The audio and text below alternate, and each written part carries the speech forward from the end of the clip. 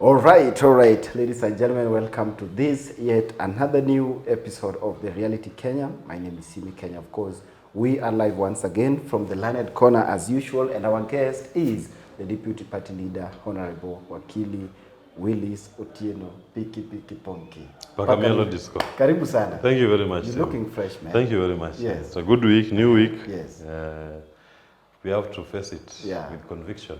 Yes, to see what we can do for our people. Exactly. Where was Paka over the weekend? Over the weekend, Paka was Mielog Disco in Siaya with the Kupet members. We were at Jaramogi Oginga Odinga University. And we were having a conversation with the teachers. You know, I believe teachers are what we call the beacon of any society. We are what we are today because of teachers. Yes. Education is an equalizer, and teachers play a key role in bringing out the personality of an individual. Nobody can claim to be who he is without a teacher somewhere impacting on their lives.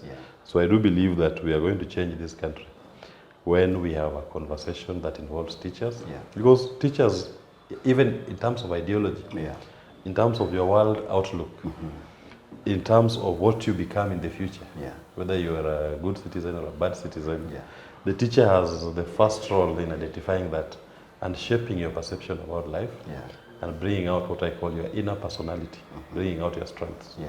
So we had a good conversation with teachers this weekend, and they are very interested in the conversation which we're having, more so about how we can change this country. And the trajectory in which it is going is very bad.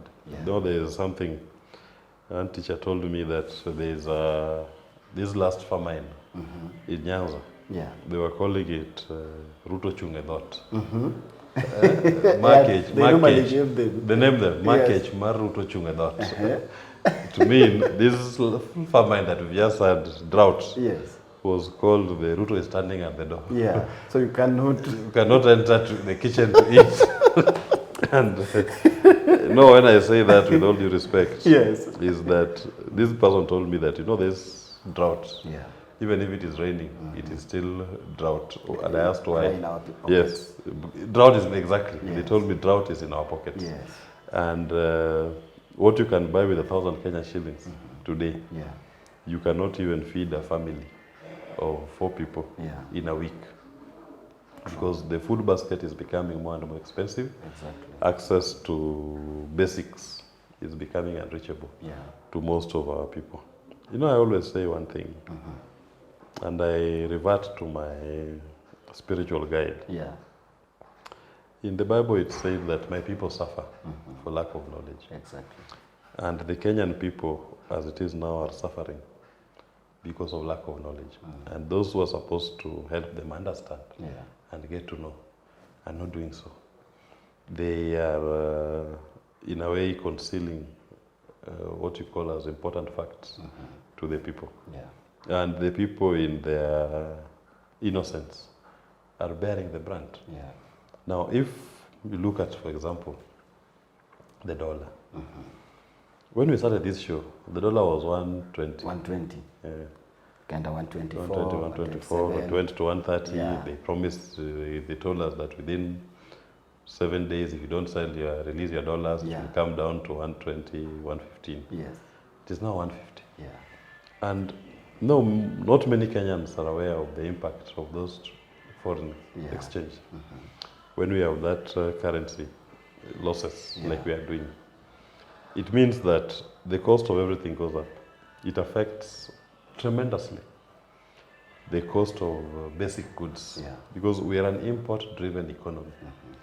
Most of the items that we use, even on our food basket, are imported. We are, by and by, becoming a more import-driven country. We are producing less than we are consuming. And I always said this, that whenever the Kenya shilling loses value, 1 unit to the dollar, in your debt books, the amount your debt increases by 40 billion. Every time our shilling loses one unit, every time In your debt, because your debt is taken in dollars. Yeah. But your revenue is in Kenya shillings. So if the shilling loses value, your debt book increases by 40 billion. So the moment it leaves 130 to 131. Plus 40 billion. Will we really pay that? Because for the last 6 months, it has increased with more than 10. Yes. Units. So, in fact, if you take it from 120, in the last 4 months by more than 10. Yes. That is now 40 billion times 10. Times 10. That is like 400 billion. In fact, if you take it back to when it was 130, right? Now it is 150. Yeah. Our debt just on the books alone, because of currency changes, it has increased by 800 billion. 800 billion. You know, nowadays we throw big figures that Kenyans don't even seem to comprehend fully what 800 billion is. Yes. 800 billion Yes. was the entire budget that Kibaki was operating on at the time he was leaving. The entire national budget revenue, the entire revenue that Kibaki was collecting. Yeah. So all the money that was collected at the time, the year 2013, 2012 or 2013, all of it was around 800 billion. Now, between January to date, our debt books have increased by 800 billion more. Not that is the debt we owe. No, it has just increased. We've not acquired any new debt. The debts are just increased. So, when we talk about an irresponsible fiscal policy and fiscal and monetary policy, the impact of it on the quality of lives is immense. Yeah. Because now with this ballooning debt and the pressure it is pushing on the revenue that the Kenya government collects, we are staring at a situation where this country may actually become bankrupt. You know, sometimes some people say that Kenya everybody be given his portion. Yes. We are getting to a point where even if you were to sell Kenya, there will be no portion. In fact, your debtors will take everything and ask you for more. Yeah.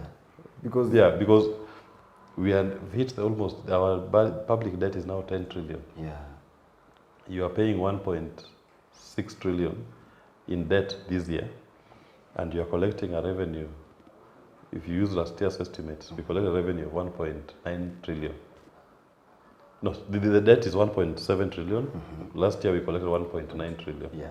Now, if we maintain the same trends as it is emerging, it means that this year, of all the money Kenya government is going to collect, we are going to use it to pay the debt. all of it will only be left with 200 billion. You can't run a country like that. Yeah. And this, to me, is something that Kenyans need to be talking about. My people suffer for lack of knowledge. That is what the Lord says. And the secrets of the world are hidden in books. Yeah. You just need to read more and understand. Ghana is now becoming a basket case, so to speak, and the trajectory which Ghana has taken. If you look at Kenya, how it has taken its debts, the loss in currency is the same. Our debt to GDP ratio compared to Ghana is the same. That's how they started. In fact, we are exactly where Ghana was last year in December, at the point when Ghana decided to declare debt distress exchange. Yeah. And even us, we're heading there. But you don't want to imagine the impact of a debt distress or a debt default on the innocent people of Kenya. And I don't see Kenya Kwanza paying too much attention to this pain and this potential, I call it an Armageddon. Because it will be an Armageddon when it happens. It is pain that we've never felt in this country before. It's inconveniences that Kenyan people are not aware of. And they'll not be able to even absorb the effects of that catastrophe. But the same Kenya Kwanza still they have a proposal that the presidential term limit should be 7 years. You know, it tells you that the system is now not serving the people of Kenya. That system is now serving their own personal interests. You know, in every pain, there are people even who benefit from war. In every pain? In every pain, there are people who benefit. Always remember that there is an industry that is called the war industry. That industry only exists when people go to war. they don't thrive in On peace. So even in our pain, yes, there are some people in Kenya Kwanza who to them, they're in heaven. They actually believe that everything is so perfect. yeah, They are seeing life in a very different image, yeah, in very glossy, beautiful images. To them, Kenya has never been great like it is today. So they can't understand. I mean, when I'm telling you this, they are living in their own space. They don't understand. they're in a different world. There's a different world out there. That there's a Kenya that is becoming poorer. Yeah, Young people are becoming more desperate. People are losing jobs. Graduates cannot get employment. Yeah. Are not even able to be empowered to engage in income-generating activities. The business people cannot access credit facilities. Yeah. Bank loans have become unreachable. yeah, Government has overborrowed and squeezed the private sector out of the local financial market. yeah, So that if you go to the bank, as I told you last time, the bank will tell you interest rate 20%, 25%. Because government is paying them comfortably 15% interest rate to sell to government. And they believe that is a more secure creditor than the SIM. Yes. So these people who are asking for another term, yeah, to them, those problems don't exist. They don't even know that they exist. They're in their own echo chamber, yeah, speaking to themselves and believing what they're saying. yeah, And that is quite unfortunate. You know, when you are leading a people, you are supposed to be representing yes, their fears and their needs and interests. yeah, You must at all times feel the pulse of the people. What you speak should resonate with what the people desire. yeah. So I don't believe if you ask any Kenyan today to vote for Kenya Kwanza, Even for the next 5 years. for the next leave 5 alone years, the even if you 7 call years. an election tomorrow, Yes. I don't believe Kenyans will be willing to entertain that kind of talk. But for those who are beneficiaries of the war industry, they think this is the best time of their lives, and they don't understand why those of us who are trying to get them out of office Yeah, will even be thinking, because Kenyans are living their best lives. yeah, It is the best that you've ever seen. But me, I'm saying no. It is the worst that we've ever seen. yeah. And more of that worst is yet to come. So, The deputy president over the weekend, I think he was in Nyandarua. The previous time he was there, he was talking about a different thing of how the previous government is what has caused the suffering that we have today. And then now recently when he was there, he changed the tune and started saying that this is a worldwide crisis and that it is not just something happening in Kenya.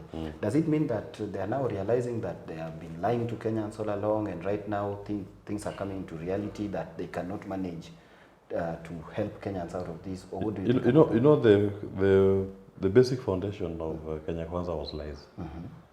That was their foundation. It was on lies. Their foundation is on lies. Yes. So they don't have any governance blueprint beyond what their foundation is. Yeah. And their foundation is to lie. They will lie to you and tell you this shirt is blue. It is not white with black dots. No. Yes. It's actually a yellow shirt with green dots. Yes. And they believe it. You know, it is sometimes so bad that, you know, when you tell a lie, Yes. you should even have the emotional intelligence to know that this lie is a lie. But then they tell a lie and believe that lie is the truth. So they've created what you call their make-believe world. Yeah, but the DP says it's the truthful man. It's the truthful man. Yes. It's their own belief. So when they were campaigning, it was all premised on lies, not a sound understanding of what our economic challenges are and what governing is. So you can lie to the gullible masses. And I said, our people suffer for lack of knowledge. So you lie to them because they don't have the knowledge.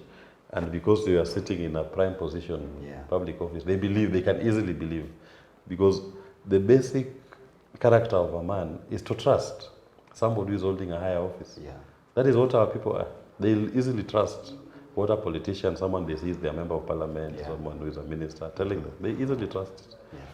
So they've realized that this population is a naive population. So just lie to them, tell them what will make them happy for this first 1 minute. Yeah. And they cheer you and you go away. Tomorrow tell another lie, tell another lie. So you even forget. I believe even they forgot that they said they blamed Uhuru for whenever Uhuru's people try to say these are global challenges. They believe these are new things they're saying. It has never been this line of global challenges. Yes, Has not been it's used a before. worldwide It's a worldwide crisis. No, to them these are new ones. They are the ones who conjured it. So it's us who are reminding them. But you are saying last year when Uhuru was trying to use that line on us. Yeah. But you cannot blame the world on your challenges because fiscal policy and monetary policy is yours. It doesn't belong to the world. So it's upon you to be the one to realign your policies with the global realities, because you don't exist in a vacuum. You exist within a global ecosystem. And that global ecosystem, you have no control over it. But you have control over what we call your local fiscal and monetary policy. So what is this local fiscal and monetary policy that you have? You have control over the management of your public debt. You have control over auditing even that debt, how much has been accumulated, how was it accumulated, how much has been paid, how much was legal, how much is illegal. Who are the people, for example, who have manipulated our financial system to make the country to incur what, in my view, is an odious debt that we should not be paying. Those are within your control. Russia-Ukraine war, they're not fighting over the Kenyan public debt. And that Kenyan public debt today, if you go to our estimates of revenue and expenditure, the largest outflow of our revenue, in other words, the largest item that is paid for, is called debt repayments. It accounts for 83% of what we earn as revenue. 83% of our revenue goes to debt servicing. The people of Russia and Ukraine are not fighting because Kenya government is paying 83% of their revenue on debt financing. No. So you cannot blame them for that. So you should be able to look at your local situation and then come up with your own local ways to address. So you open up the debt books, do an audit, forensic audit, determine what is actually the true status of our public debt. What was lawful, what is odious, what has been paid, what is left, and you clean that system. Then you'll get a breather, because we believe if you open it, we've done our own forensic audit with my leader Jimmy Wanjigi. And we've said, if based on what is legal, the Kenyan people don't owe anybody anything. If anything, we have a surplus of almost 1.2 trillion, which you overpaid. So do an audit. If you get that clean, you'll be able to say, I've saved money. I don't need to raise taxes. Because you're raising taxes as a way to address your debt challenges. I don't need to. Once you do that, you're able to say, I can give people my tax rebates. I can reduce taxes. So I don't need to increase VAT on fuel from 8% to 16%. In fact, I can even reduce VAT on fuel. Because you want to booster production, movement. And fuel is a very key driver of that. Right now, people have packed their... So many people. Even bodabodas, you tell them you want to, they tell you, no, I'm not coming. In Kisumu, I was told Uber, you call an Uber. You start bargaining. You start bargaining. In fact, they tell you, we are not coming on, we are not paying the rate fee. Let's go offline, we agree. Then if it is 500, they tell you, make it 700. 700. If you don't agree with that, because the reality is, fuel drives an economy. It's one of the major drivers of an economy. Because once you have cheap fuel or affordable, let me call it affordable. What is affordable based on the realities of your people? You have so many activities happening, and it influences the flow of money. An economy is about the flow of money. You always want people to be spending, increase consumption. With more consumption, you have more productivity. You understand? That is one thing that I believe Kenya Kwanza, that's the language they don't understand. Then they think that the driver of an economy should be to tapea mama mboga 10 billion, watu wa boda boda 50 billion. You are to tapea to do what with it?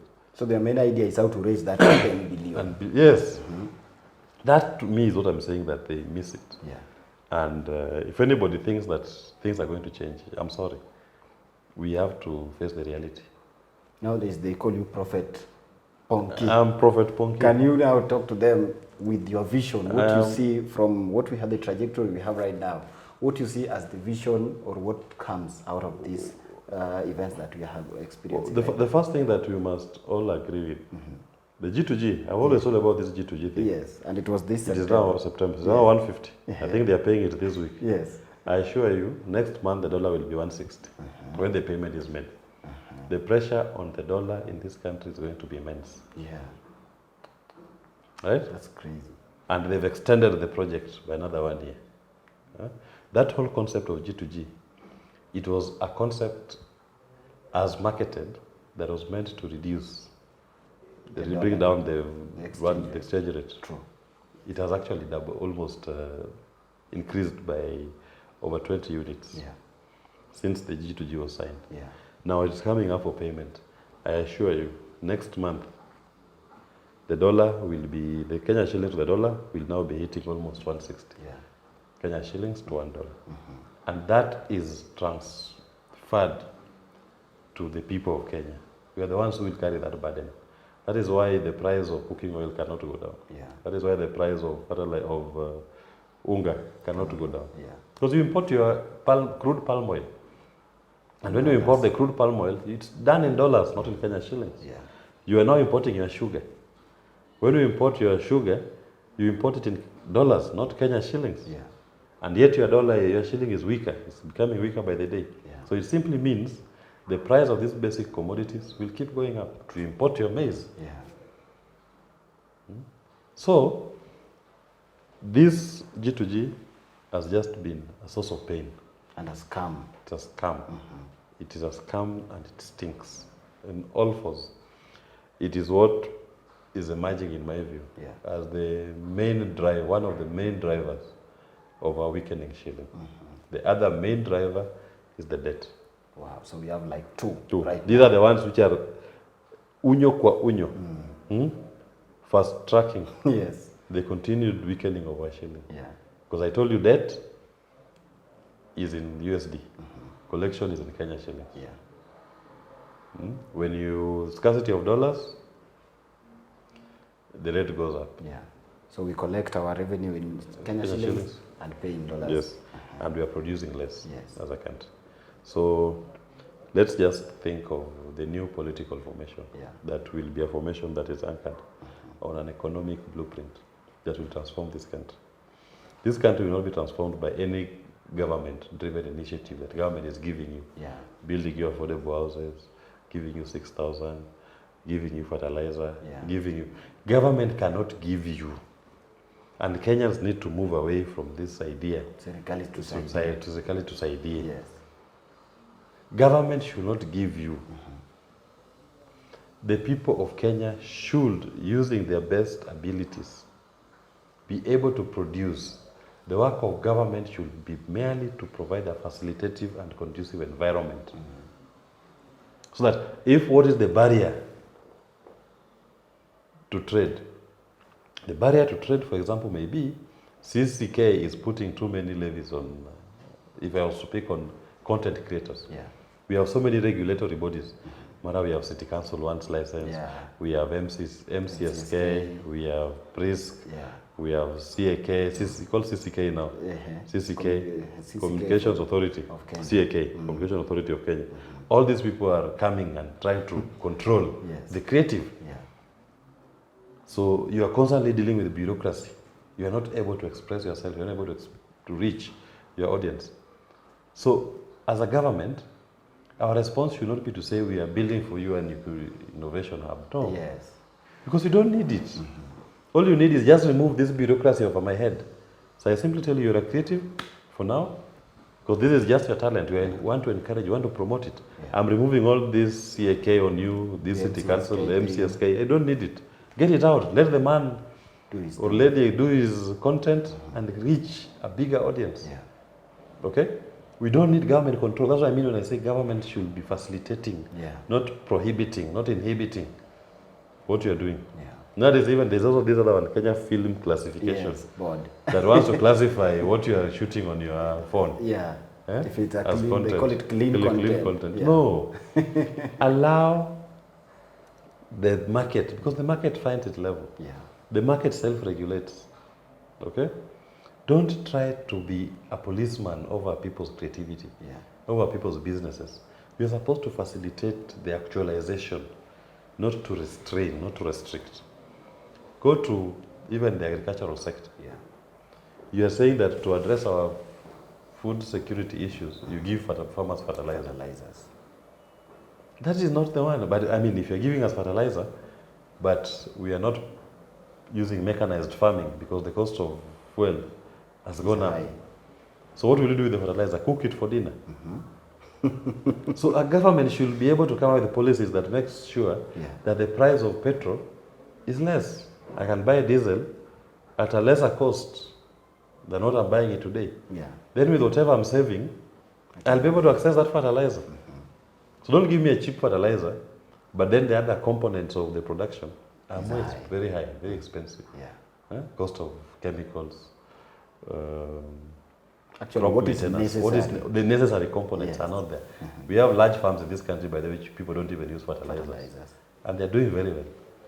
Right? The Kenyans, we have some parts of this country that are still agricultural. The soil is naturally fertile, very highly nutritious. Yeah. So you need to think beyond where government is giving. Yeah. Government is supposed to come up with policies that enables the individual to go ahead. You want a house, the government is saying, okay, we'll build for you affordable housing. Yes. So give me money, then we'll build for you. No. Government should simply move away from domestic borrowing. The impact of that is very simple. Because today government is borrowing in the domestic market. You go to ask for a mortgage. Yeah. The rate that they will give you is 23%. Yeah. Right? So you are not able to access that credit facility. But if government was not borrowing from the domestic market, banks will have, who have all this money, they have nowhere to take it. They'll be at your door every morning. Yeah. There'll be a banker telling you, see me, you don't need to live in this place. Yes. You need to upgrade your house. You're a low man. Right? You don't need to have an hacienda. Yes. 8-bedroom bungalow. Yeah. And we can give you an interest rate of 8%. You see? Because what will they do with that money? No, nothing. Nothing. So at least let them give it to you. And a lower interest rate. Yeah. You want to do a business, you're able to go to the bank, sell your concept. A bank will give you access to credit facility at a lower interest rate. Today, you go, they'll tell you 23%, 25%. To chase you away. To chase you away. But because government is their primary target, primary customer. Yeah. So remove that that government from domestic borrowing. Then allow the domestic market to now look for the individual, private sector, individual, to take the credit facilities. That is how you spur growth. So you can imagine the kind of activities that will be happening here.